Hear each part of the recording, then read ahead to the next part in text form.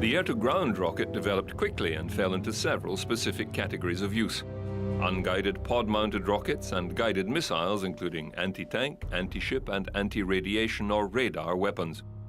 Modern examples are the US Hellfire missile and the Russian equivalent.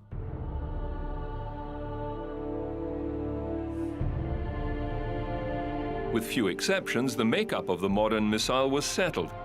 It was tubular, with a solid fuel rocket housed at one end. Stabilizing fins were of various size and shape. Some, rigid, were placed at the rear and often midsection, connected to a command and control unit in the midsection, and connected to the sensor or guidance pack, usually at the other end. The warhead would reside between these sections.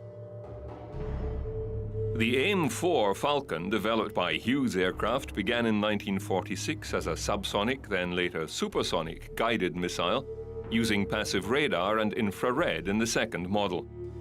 Capable of Mach 3 and a range of 9.7 kilometers, and originally designed for bomber defense, this was switched to interceptor fighters.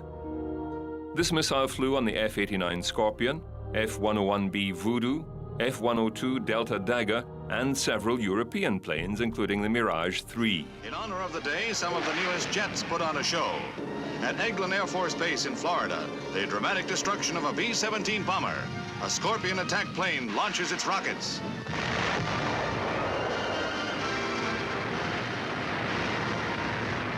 The AIM-9 Sidewinder was the first successful short-range anti-aircraft guided missile.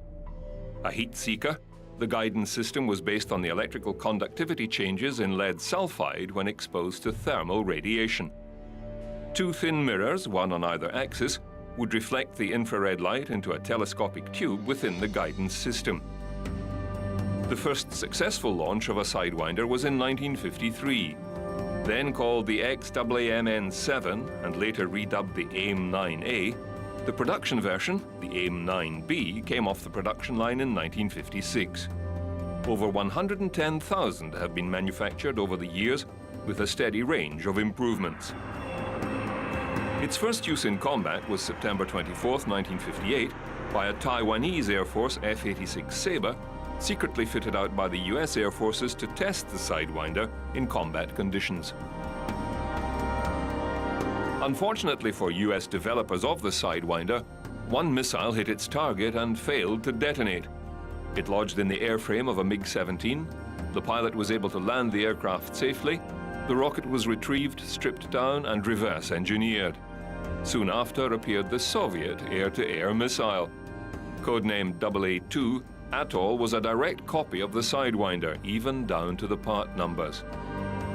Soviet air-to-air missiles, like all other Soviet armaments, were closely watched by the US and NATO forces and given their own designation.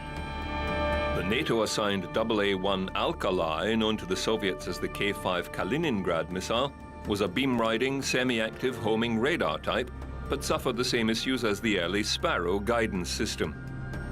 The AA-5 Ash was produced in both infrared and radar versions and was discernible by its very large fins. It was standard armament on many Soviet aircraft for 20 years. By far the largest air-to-air missile fielded was the AA-6 Acrid in both IR and radar variants. The AA-7 Apex, designed for all-weather interceptors, had a unique three-fin design, giving it unprecedented maneuverability. AA-8 Aphid is a smaller, close-in firing missile. The AA-11 Archer, or Vympel R-73, is the latest in Russian short-range missiles. It is IR homing with a cryogenically cooled seeker, able to see objects up to 60 degrees off its main axis. It has a range of 30 kilometers and can be aimed by a helmet sight, i.e. the pilot just looks at the target before firing for a lock-on. The radar-guided medium-range R-77 is a fire-and-forget missile comparable to the US AMRAAM missile, and is so dubbed the Amramsky. It has a range of 175 kilometers at Mach 4, has a laser proximity fuse, and can engage targets at any speed, including stationary helicopters. The semi-active radar-homing missile Sparrow was the main armament for Western air forces around the world for many years. First developed in 1947, there have been several models and variants. From the unguided 127mm Hvar aerial rocket, Douglas Aircraft Company was commissioned to develop a guidance system. The diameter proved too small for the electronics of the day and was increased to 203mm. The first successful intercept occurred in 1952. Dubbed AAMN-2 Sparrow, it entered service in 1956. It was restricted to visual range of attack and rode a guidance beam to the target, which had to be optically aimed. Continual advances in rocket motor, guidance and warhead led to later models and variants, Sparrow 2 and Sparrow 2D. The Sparrow X was a nuclear-tipped variant that never saw service. The AAMN-6A was a liquid-fueled version. The AIM-7E saw extensive use in the Vietnam conflict. It had limitations, but did account for 55 aircraft. In 1969, an improved E-2 version was introduced with head-on attack capability. The later version, the AIM-7F, had a dual rocket system to extend its flight and a larger warhead.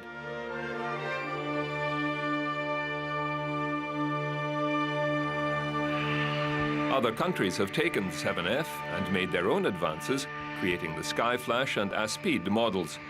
There have also been the AIM-7P and 7M models, which have been phased out for the AIM-120 missile. The Phoenix long-range missile can only be carried aboard the F-14 Tomcat naval aircraft, now out of service with the US Navy. The aircraft was specifically designed as a long-range fleet defense system. The F-14 carried 6 Phoenix missiles, and with its advanced radar tracking avionics could engage up to 6 targets at once. With a range of 184 kilometers at Mach 5, it had a ceiling of 30 kilometers and had active radar homing capability.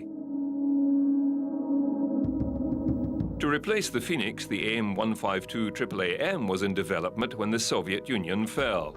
The project was abandoned, and the shorter-range AIM-120 used to replace the Phoenix.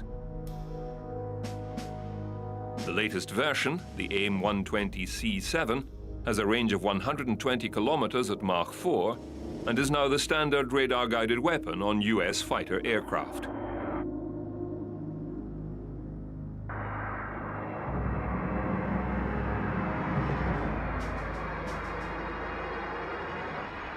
Other countries have developed their own air-to-air missile capability, but generally follow a similar format for fighter aircraft.